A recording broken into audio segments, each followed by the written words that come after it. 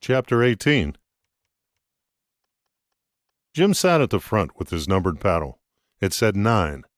9 was a good number, he thought. It was 3 squared, and 3 was the basic number of sides for a two-dimensional object. 9 was solidity squared, and anything solid squared had to be his friend. The room was filling, and he looked at his watch. It was early as usual. He took out the catalog of ancient objects. He had marked each lot with a note. There was a mummy, a Spartan helmet, a spectacular Roman gold necklace, a mysterious glass Anglo-Saxon drinking horn. It was all so insanely cheap. How could a Roman surgeon's kit be worth less than £1,000? How could a Roman gold signet ring with a fabulously engraved stone be worth little more than that? A Bronze Age axe head for a few £100? Absurd. It seemed like a hoax. Even the most expensive item, a head of Emperor Hadrian, was only $120,000. He could flip that out of a dollar-yen trade in a few minutes. Yet the statue had been buried in the ground for 2,000 years, a unique masterpiece, now apparently little appreciated. The catalog was like a treasure chest. The prices reminded him of some obvious internet fraud, yet this was one of the most prestigious auction houses in the world. The objects were real, and so were those prices. He thumbed through the catalog. It all looked so appealing. His side was throbbing under his arm, and when he pressed it, felt swollen, firm to his touch. He fiddled with his phone as if something on it might interest him. How sad was it that he had no one to call? He SMS'd Jane. "Morning," he wrote. She would be fast asleep, and he wondered whether a beep thousands of miles away would wake her. He felt guilty at the possibility, but it would be nice to hear her. Would he tell her he'd had the tracker removed, or hold his tongue until they met again and she took off his shirt? Would it make her angry, put her off sex? What would she say? The thoughts buzzed around his head. The room was almost full. Would he have to battle with some other rich antiquities addict? Had Stafford clued the auction house in sufficiently for him to buy what he liked without suddenly hitting some kind of credit limit? He fancied the Hercules statue at the beginning of the auction. The hero was bronze and leant against a big knobbly club. It was meant to cost around £100,000 and would look good on a shelf in the lounge. In fact, he fancied it all. If he wasn't careful, home would soon look like some dusty museum. He gazed around. The auction was going to start shortly. He was getting rather excited. He could buy the auction house, let alone the contents of the sale. There was something rather wonderful about that feeling of power. He took a deep breath. Whatever he bought, it wouldn't beat how he felt when he found something on the foreshore. Money couldn't buy that buzz. Danny watched the young man at the front. He was snapping up the whole freaking auction. Old guys in nice jackets were frowning and puffing as he bid them out of their league. Was he some kind of joker or some super-rich dude on a roll? A dealer tried to match him on a broken marble foot. The catalog said it was worth £2,000, but they were soon bidding close to $50,000. The dealer looked very serious, but the young guy was taking him on. The price hit $100,000, then $200,000. The room had gone very quiet. $210, went the young guy. $220, went the dealer. $230. $240. The dealer was apparently intent on winning. The young guy didn't bid back. The dealer smiled. The young guy nodded and motioned with his hand to admit defeat. The dealer looked suddenly horrified. The gavel went down. The dealer coughed, got up, and walked out of the room. What was that about? Wondered Danny.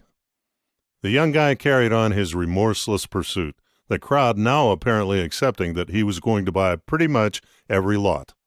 Danny had no idea what he was watching, but he knew what he had to do. There was a break in the proceedings, and a young guy got up and headed down the aisle in Danny's direction. Danny got up. "Hey," he said as Jim passed him. Jim knew immediately that he was looking at a GI. "Hey, soldier," he said. The American double-took, then grinned. "You got a second?" Jim had been thinking about getting a coffee and going back for the second session, but he said, "Sure, mate." "Sit down," said the American. "Let me show you something." He moved back 2 seats and pulled up the duffel bag. Jim was on a high from all the bidding. "What have you got?" he said. He saw a flash of gold. He bent down and saw a box inside a green cloth bag, a gold-decorated fabulous jewel flashing up at him like an old coin lying in the mud. "That's amazing," he murmured. "It is," said the American. "Brilliant," said Jim, as if he'd met a lucky bridegroom with his newlywed wife. "I'm selling," said the soldier. "Are you?" "Sure." "But it's beautiful," Jim said, as if that meant anything in a sale room to a seller. "Isn't it just?" Jim knew he had to have it. "How much do you want for it?" "1 million." "Okay." "Or 2. "Okay," said Jim. "Can we go somewhere private?" said the American, glancing around. "Okay," said Jim, standing up. "I'm Jim." He held out his hand. The soldier took it in his giant paw. "Danny." "Good to meet you." In the cab, Jim gawped at the article in his lap. It was a heavy lump of gold engraved in the most delicate and refined way he could imagine. "Where did you get this?" he said. "Can't say," said Danny. "It's not stolen, is it?" "No," said Danny. "I can Google stolen Japanese treasure, you know," he said, not taking his eyes off the tableau. "Be my guest." "It's amazing," Jim said again. Danny just grinned. "There's at least $500,000 of raw gold in it." Jim didn't reply. What was gold to him? It was just a metal that scared people bought. Gold was only good for Mexican teeth and jewelry. The slab was another matter. It was a masterpiece, carved by a genius. He wasn't a connoisseur of the arts, but he had handled enough bits and bobs to know when he was in the presence of majesty. The cab drew up outside Jim's house, and 2 men got out. Jim paid off the driver, then went up to his front door. He knocked, and Stafford answered. The butler looked questioningly at Danny. "Please come in." "Danny's got an amazing thing he wants to sell," said Jim, ushering his guest through to the lounge. Danny went to the window. The panoramic view of the Thames was impressive, and he turned to compliment his host. Before he could speak, he caught a glimpse of a computer on a desk by the far wall.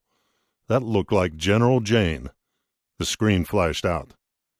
Jim led him to a table in the middle of the room, a rickety old wooden piece. "Lay it down here," he said.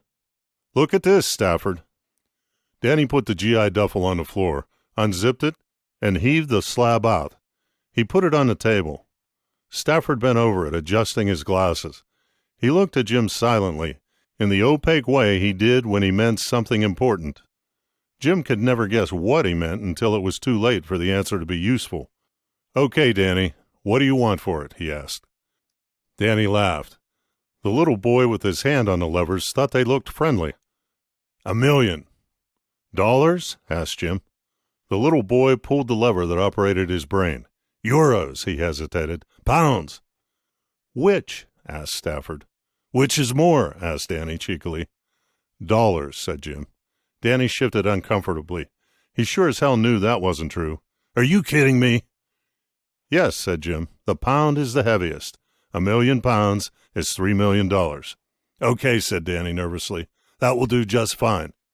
"Right," said Jim. "But I need to make a call." "You know, I'm kind of scared of people getting to know about it." "Is it stolen?" Jim asked for the second time. "No," interjected Stafford. Jim and Danny looked at him in mutual surprise. "I'm sure Danny is an honest man," Stafford coughed a little. "Aren't you, Danny?" "Yes," he said. "Just one call, no one sinister," said Jim. Max DeVass, not sinister. He certainly was, as far as many were concerned. DeVass was quietly happy. His Rolex Milgauss ticking quietly away next to the giant superconductive magnets that drove the accelerator. "Are you sure you aren't going to create a black hole?" he inquired. "No," said Professor Eigen. "To the contrary, I hope we will create many. I'm sure you know they will simply evaporate." DeVass raised his eyebrows. "As long as your equation is not upside down." Eigen gesticulated. "We are sure we are right." DeVass waved at the enclosure beside the magnets of the toroid at the terminal of the accelerator. "And this is where the field will be at its strongest?" "Right here, just before the detector." "I want my server as close as possible. I don't want a millimeter wasted," said DeVass, pointing to a space that clearly blocked the alley that ran alongside the giant tube that was the particle accelerator. "For $20 million a year in funding, We can dig out the wall a little more, said Eigen, smiling. You don't believe in my tachyons, do you? Said Devas, with a grin. And you don't believe in my benign black holes. You're right, said Devas, and I seem to be in partnership with both doomsday scenarios. We're only using the energy of a tiny flying insect. Even though we are expending a teravolt of energy, we aren't at risk of creating an earth-gobbling-sized black hole. Devas waved a finger. You forget, Hans, who you are talking to. Eigen chuckled as Devas pulled his BlackBerry from his pocket. At the accelerator, everywhere was connected, even deep underground. Devas would only answer his phone for Jim. Tell me if I should pay £1 million for this, said Jim. An image popped up on the screen as he downloaded it. Yes, said Devas. Anything else? Asked Jim. No, said Devas. Can't you say any more? Asked Jim, slightly irritated. No, said Devas. Go to 5 if you need to, and if that's not enough, call back. A tachyon field will not pull your server into the future, said Eigen, by way of attracting Devas's attention from the image on his little screen. What? Said Devas, looking up. Let's forget the experiment, then. Professor Eigen merely cocked his head questioningly. All right, I was only joking. It's worth an attempt, don't you think? Why not? Agreed Eigen. Devas smiled. I already have a tachyon device. I just need a backup. Is that so? Said Eigen, looking a little perturbed. Really? Said Devas, thinking of Jim, reading the future of the markets in the blank space at the front of a stock chart. Jim hung up and walked back into the room. Stafford was riveted to the gold artifact. Okay, Danny, £1 million it is. $3 million, said Danny. No problem. In cash. Cash? Said Jim. Cash. That won't work. Danny looked at him with Y stamped all over his face. In $100 bills? 20s. Jim's trader maths kicked in. That's 150 kilos of banknotes, he said. Oh, said Danny. You sure? A dollar bill is a gram, whatever denomination. 20 into 3 million is 150,000. That's 150 kilos. Right, said Danny, shifting from his left foot to the right. Anyway, even if you could carry it, you can't move more than $10,000 in cash over borders.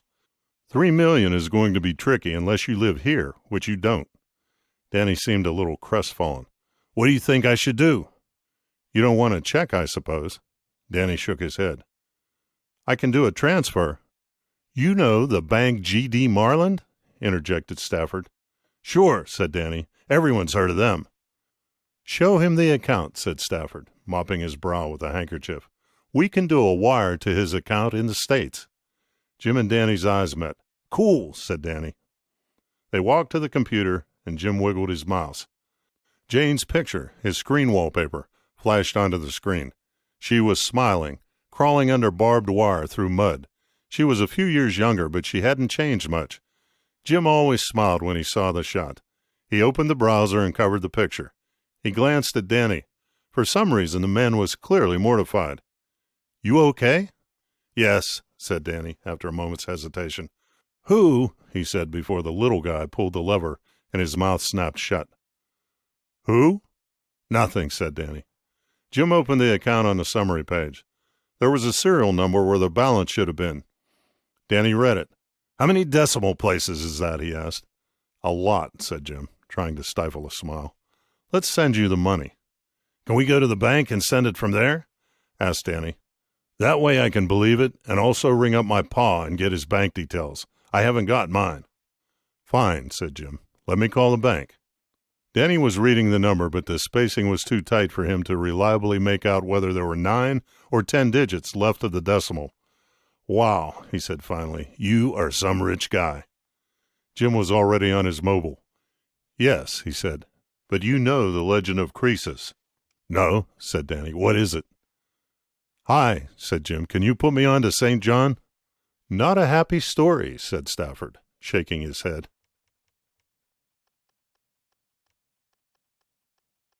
Chapter 19.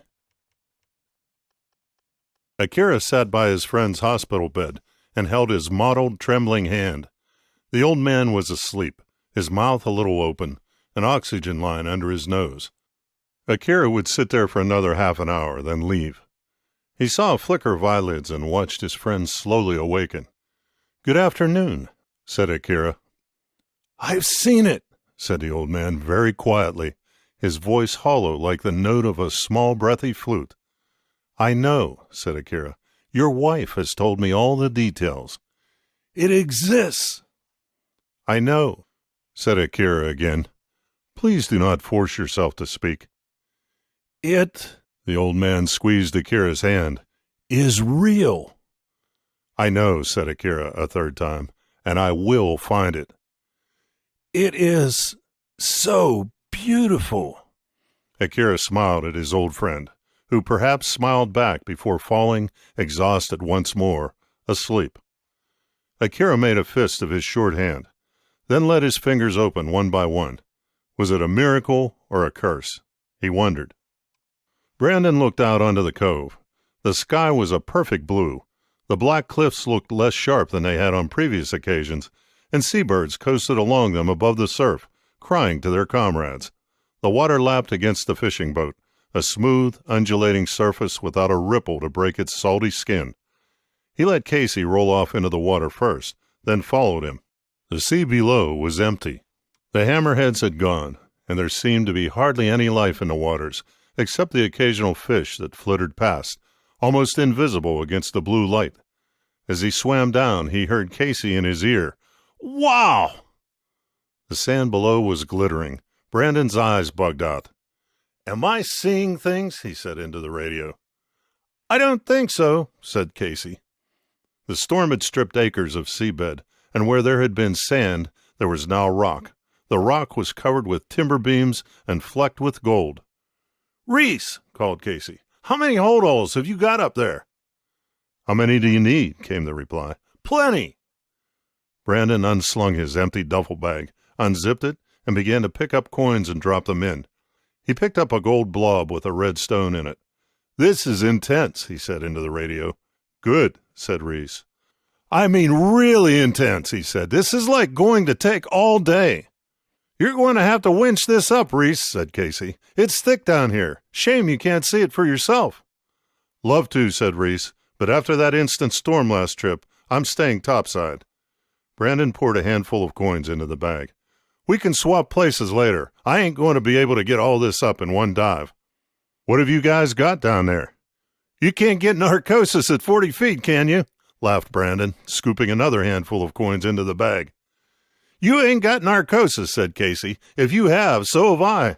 "Would you look at that?" he exclaimed, picking up an ingot the size of a Hershey bar. "I take it you've got something," said Reese. "Lordy," said Casey, "it's the mother lode." "The mother of all mother lodes," added Brandon. "That's good news," said Reese. "When you've had enough, I'll come on down."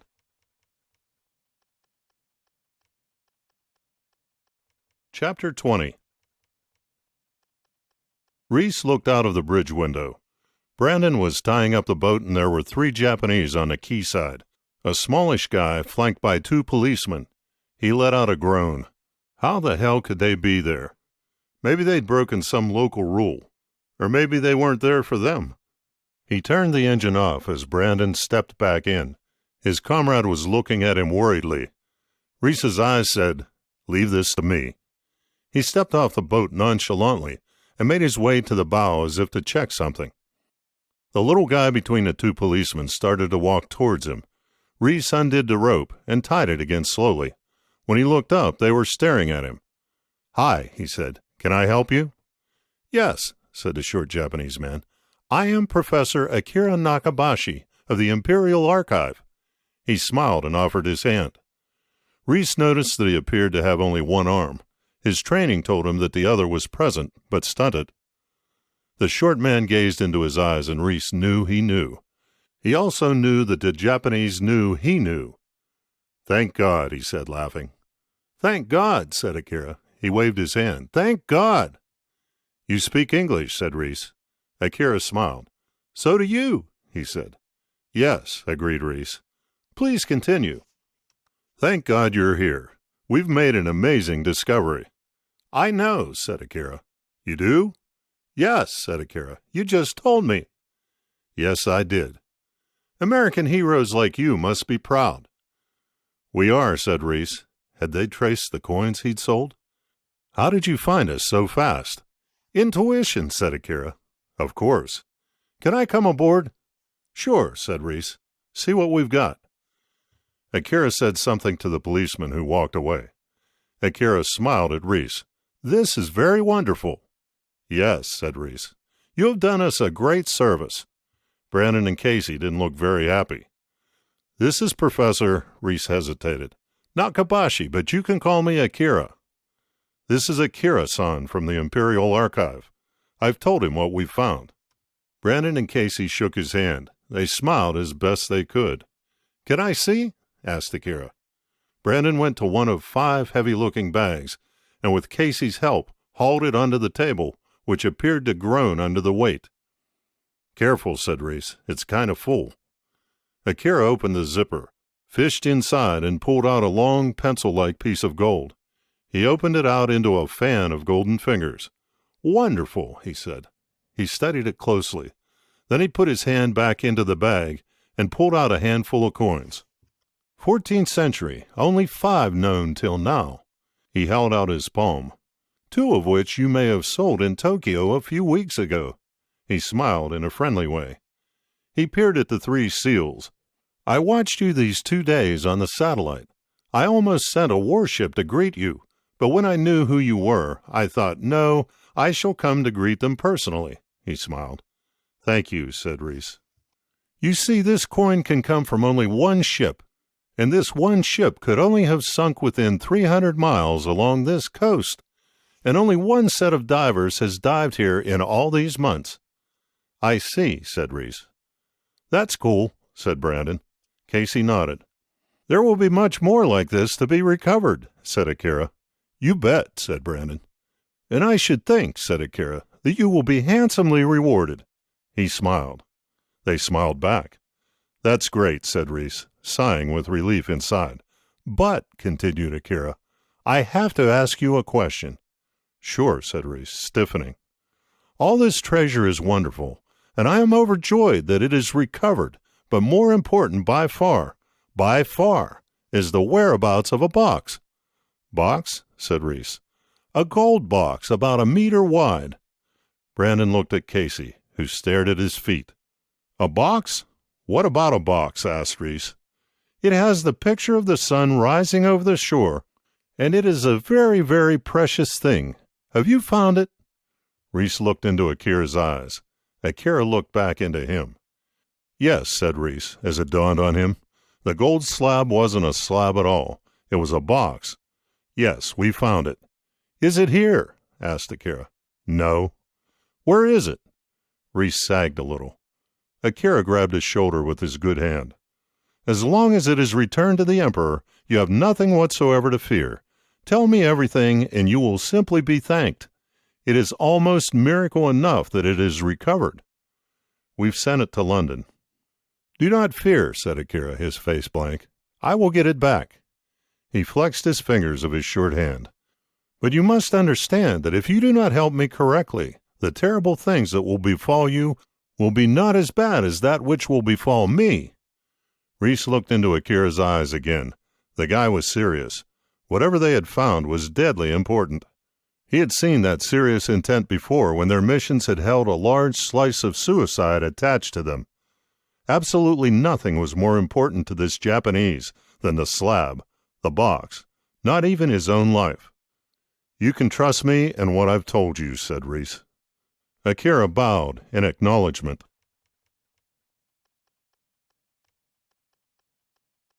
Chapter 21. The doorbell rang. Stafford took a quick look at his iPhone. Good Lord, he muttered. What is it? Asked Jim. Devasse, he corrected himself. Mr. Devasse, sir. He's at the door. You have the doorbell on your iPhone? Approximately, said Stafford, exiting. He was letting Devasse in as Jim walked into the hallway. Max! Jim! Jim hugged him, rather to Devasse's surprise. It's great to see you. It's good to see you, too. You've come to see the box, said Stafford. It wasn't a question, more a redundant observation. Yes, said Devasse. And Jim, of course. Stafford cleared his throat. Of course. Come through, said Jim. It's amazing. He knows that already, said Stafford. Devasse glared at him. His lips puckered as though he was sucking a lemon. They went to the weathered old table on which the box lay. Did I do well? Asked Jim, as Devasse inspected it. Devasse took a deep breath. He looked at Jim as if he was some kind of gifted idiot. What? Said Jim. Have you got a cloth, Stafford? Sir. Could you bring it? Yes. Will you bring it? In a moment. Thank you. Is it a Kyoto puzzle box? Asked Stafford. Devasse looked at Stafford. You know better than I do. Have you tried to open it? Stafford didn't reply. Have you? Devasse pressed. Stafford stretched his neck a little. It would have been hard to resist. Indeed, agreed Devasse. Jim was staring at the two old men with irritation. What the hell are you talking about? A cloth, please, Stafford. Certainly. The butler left the room. This isn't a solid slab, Jim. It's a Kyoto puzzle box. A box? Yes. A box of what? Devasse gave a small smile that spread across his face. We will see. Did I make a good buy? Yes, said Devasse. There are no known Kyoto puzzle boxes in private hands. There is one in the British Museum, of course, then two in the Japanese Imperial Collection. This is the only one of 4 known. However, whatever the value of the box, any contents will be worth 10 times more, perhaps 1,000 times. What's a puzzle box worth without anything in it? $5 million, perhaps $10 million. Jim felt a wave of satisfaction flush through him. He had known the slab, the box, was a treasure, just as he knew when stocks would move. Instinct had told the truth again. 10 million empty. I wonder what's inside. We'll see, said Stafford, returning with a hand towel and a tea towel over his arm. Devasse took the tea towel and laid it over the lid. He placed a finger over the whale in the bay and pushed down hard with his thumb. I don't want to damage the box, he said. I tried that, said Stafford. Devasse put his palm on the rising sun and pushed down again, then twisted. Nothing happened. I tried that too. Devasse picked up the box and examined the edges. I couldn't see anything, said Stafford. He handed Devasse a device. I couldn't see any joints with my eye, a magnifying glass, or this. Devasse took the little pen-shaped device and pressed the button on its barrel. He ran it around the edges of the box. His face remained empty of discovery. He laid the slab flat and swept the red beam across the face. He looked at Stafford. I take it you tried that too. Indeed. Let me have a go, said Jim. Devasse held up his wrinkled hands. Of course. Jim put his left hand on the golden sun. He pressed on it. I tried that, said Devasse. I know, said Jim, pressing firmly. Stafford looked on impassively. If he hadn't found the catch to the Kyoto box, it simply wasn't a puzzle box. Jim applied a little twist to his pressure. There was a hiss. The sun sank into the box and turned. 2 lugs at the front flicked out. Wait, cried Devasse. Jim lifted his hand off the sun and spun the circle as if to unscrew it. It clicked and lifted out. He tried to lift the lid by the lugs. No, cried Devasse. Don't! Stop! Jim pushed the lugs in, and 2 lugs at the back popped out. The lid lifted a little, and Jim began to slide it off. Devasse barged him violently, and Jim skidded away from the table. What did you do that for? He panted. These things can be sabotaged, booby-trapped. Right, said Jim, going back to the box, but not this one. At least stand to one side of it, said Devasse, still hanging back. Okay, said Jim, and moved to the left of the box. He lifted the lid. Inside there was a dark red burgundy mass. Nothing shot out, nothing exploded. They peered in. What is it? Wondered Jim. Beeswax, said Stafford. It's used to pack something precious so it won't rattle around. Around what appeared to be the locking mechanism, there was a circle, to the right of it a square, and a long thin rectangle at the bottom of the box. Stafford touched the ancient wax surface of the square. It was fixed solidly to the inside of the box. He took out a pocket knife, put the blade into the corner of the square-shaped mass, and tried to push the blade into it. The wax was hard, like the grout between 2 bricks. "Let me have a go," said Jim. He pushed his two thumbs into the corner. There was a cracking sound. The cube of wax sank in at one end and popped out at the other. Jim prized it free. Devasse was still standing back, his arms folded. Jim twisted the wax block as if it was a loaf of bread. It shattered.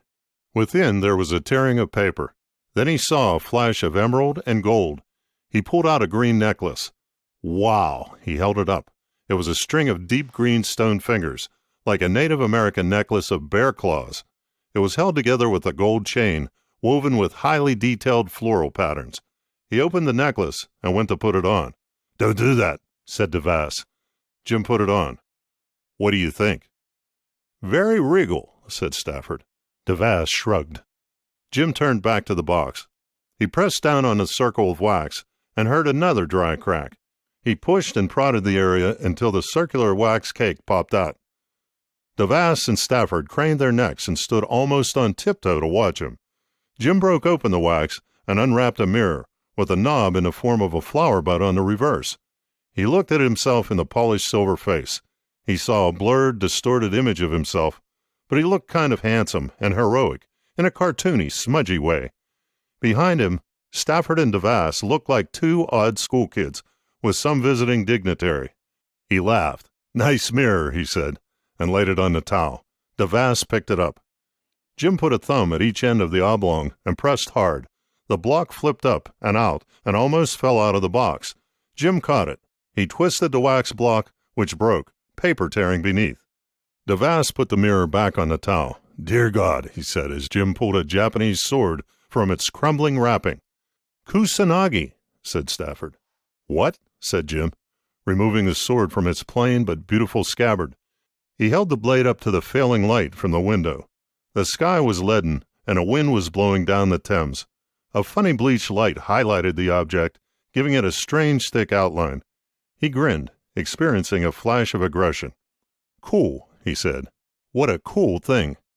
He turned to Devasse and Stafford, held up the scabbard, and slid the flashing blade back into it. "What do you think they're worth altogether?" He put the sword down. Devasse and Stafford sagged. "Can we sit down?" said Devasse, motioning to the two sofas by the window. "Let me get some drinks," said Stafford. "Brandy," muttered Devasse weakly. "The Napoleon," said Stafford, stumbling away. "What's up?" Jim had finally registered their confusion. "Let's sit down, Jim," said Devasse.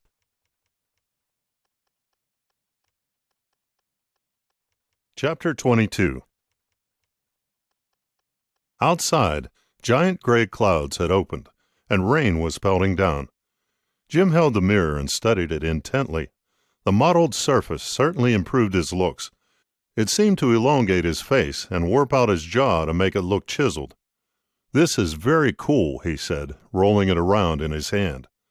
As well as the flower bud handle, there were engravings of foliage across the back. "Amazing," he said. "The design here is incredibly complicated." He caught sight of Devasse in the mirror.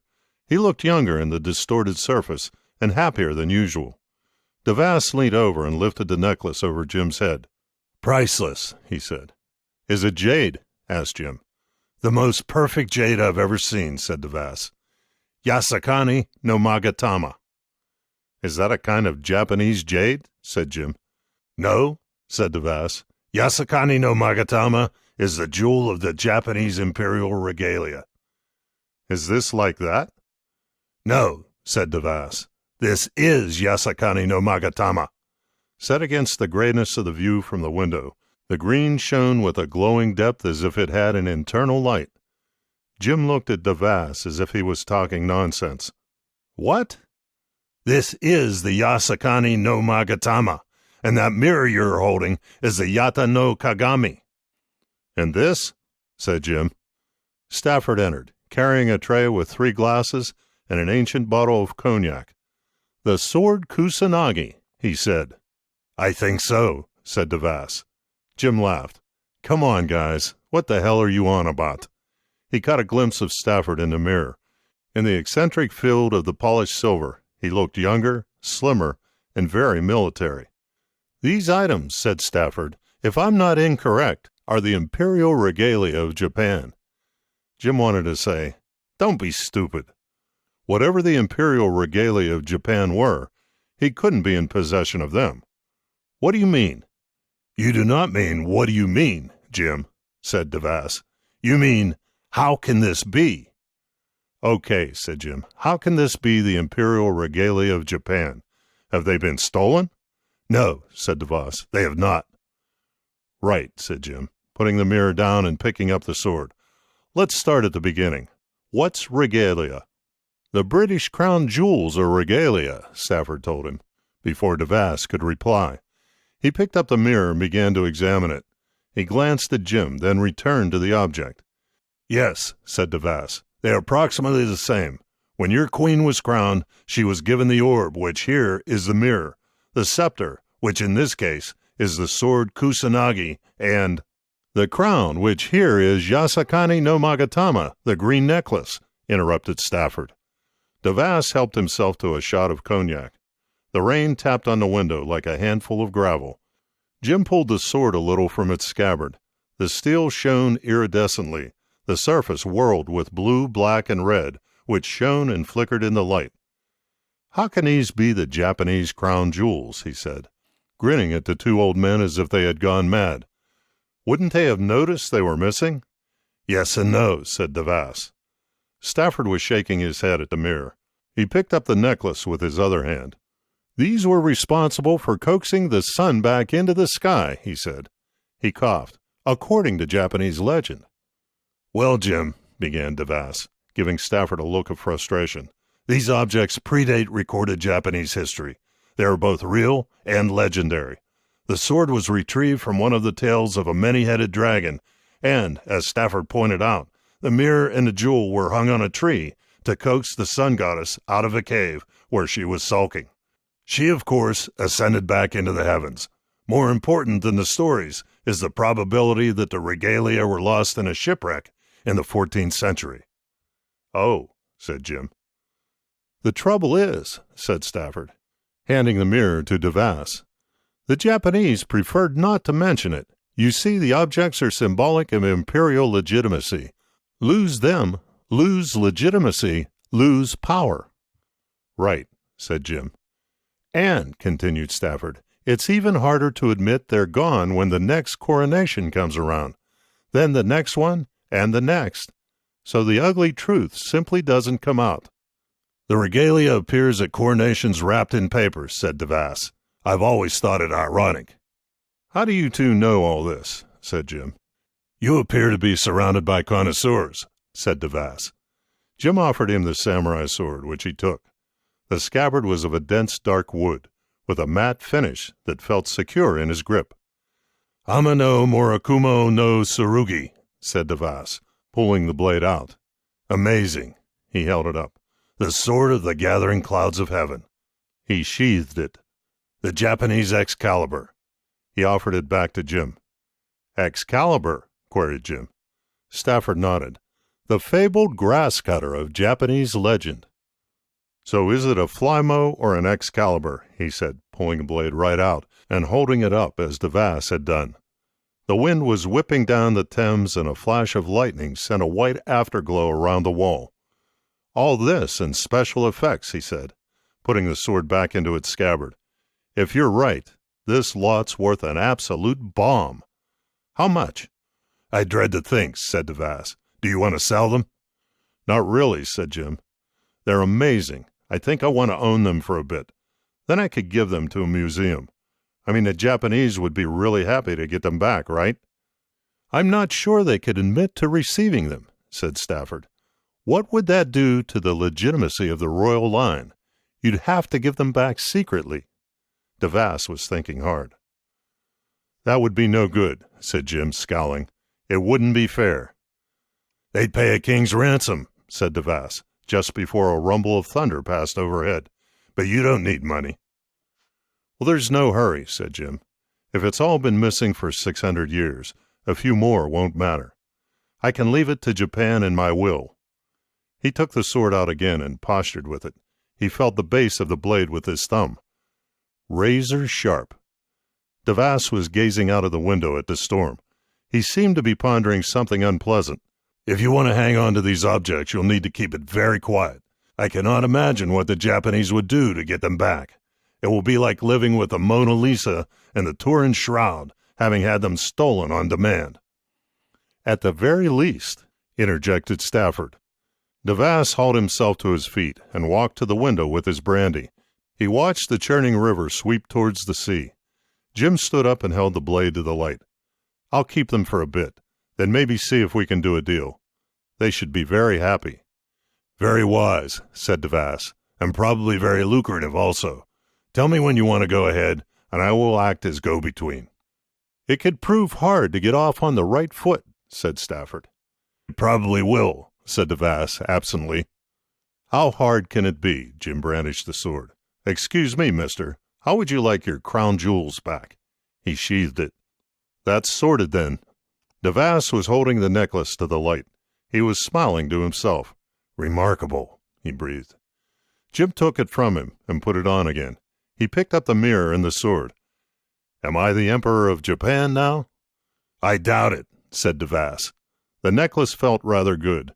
It lay softly on his shoulders and sent a rather comforting sensation through him. The last person to wear it had been a Japanese emperor 500 years ago. Jim decided to wear it for a bit.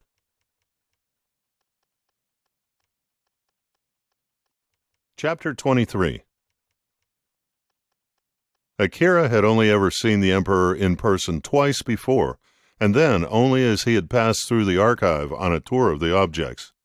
The Emperor smiled, his entourage flanking him on both sides. He was a god. No matter what the Americans had said, no matter what papers were signed, he and his forebears were gods, and his offspring would be gods too. Not that Akira believed in gods, but he did believe in logic. Before the Second World War, the Emperor had been a god, and nothing could logically remove godly status. Rabbits were classed as birds in Japan, but whatever their classification, a rabbit could not fly and was a mammal. They could count rabbits as they wished and eat them on fasts with birds, but still rabbits were mammals. So a god was a god, whatever humankind cared to call it for their own convenience. Akira withdrew the fingers of gold. "This is the fan of the concubine Yosehida." He opened the golden supports, bereft now of their exquisitely painted silk. "It has been recovered. I beg a private audience with the Emperor." The imperial party stood rooted to the spot. A fat old man appeared from the far right and approached the Emperor. He whispered into his ear. A conversation followed. The Emperor smiled. "Please leave me and the professor alone." The room cleared rather hesitantly. Akira bowed deeply. "I believe Kusanagi, Yata no Kagami, and Yasakani no Magatama have been recovered." The Emperor's brow furrowed. "So," he said, the word elongated, part agreement, part question. "They are in London, and I believe I can bring them home." "Enough," said the Emperor. "To continue our talk, we must be truly alone." Akira's mouth fell open in shock and disappointment. He bowed. Kim's private restaurant was famous.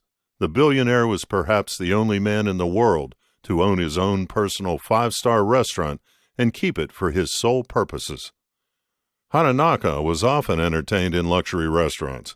As a junior member of the cabinet secretariat, he was frequently feted.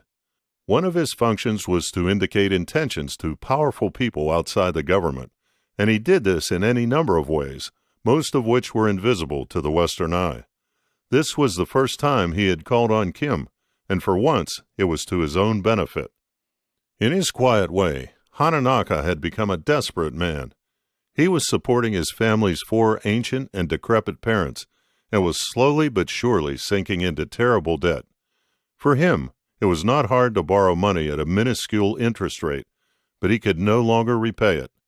Meanwhile, the debt was ballooning as he borrowed more to pay for the parental care and the interest he could not cover. Soon, he would have to resort to moneylenders, the ruthless underbelly of Japanese financial life. Then his only escape would be an arranged accident to pay out insurance on his death.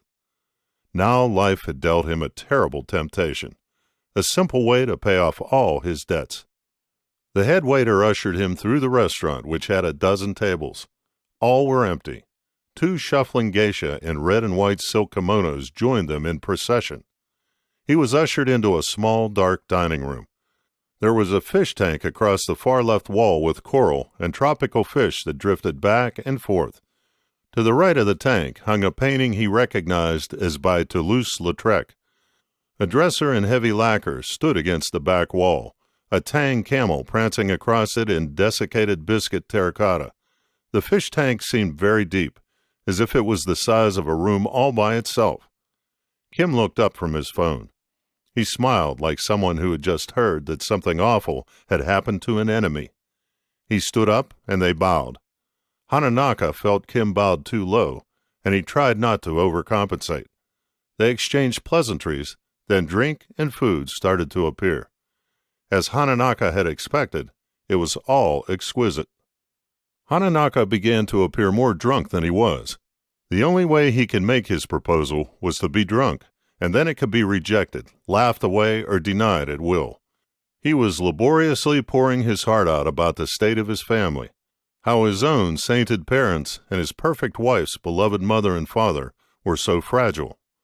Kim was nodding, smiling happily in the knowledge there was advantage to be had, and, apparently, at the small cost of 4 old people's care. So, he punctuated Hananaka-san's sad story. Hananaka steeled himself. He had made it plain what he required in return for what he was about to give. Kim was duty-bound to supply it.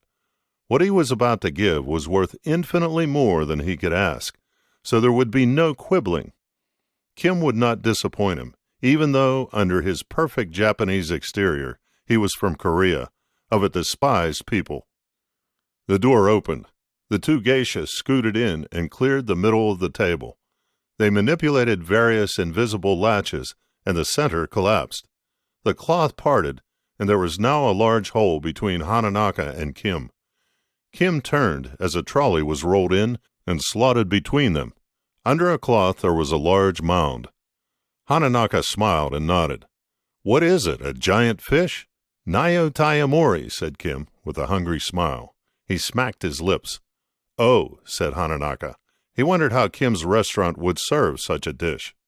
The geisha lifted back the sheet to reveal a naked girl.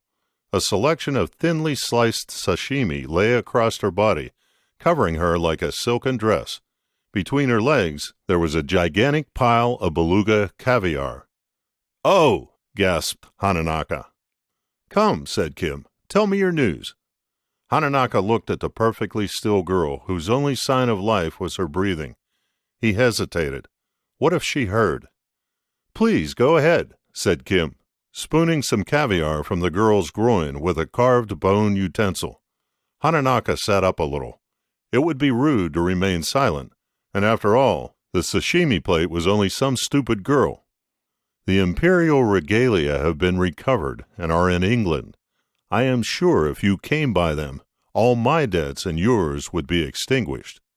Kim seemed to freeze, a spoonful of caviar poised just before his mouth. He looked down at the girl. She knew her life depended on her discretion. "This is almost too hard to imagine," he said. "Yes," said Hananaka. "I knew you would understand." Kim put the spoon into his mouth and savored its load as he thought. He swallowed. "And you will help me acquire them?" "Acquire them before anyone else does." So.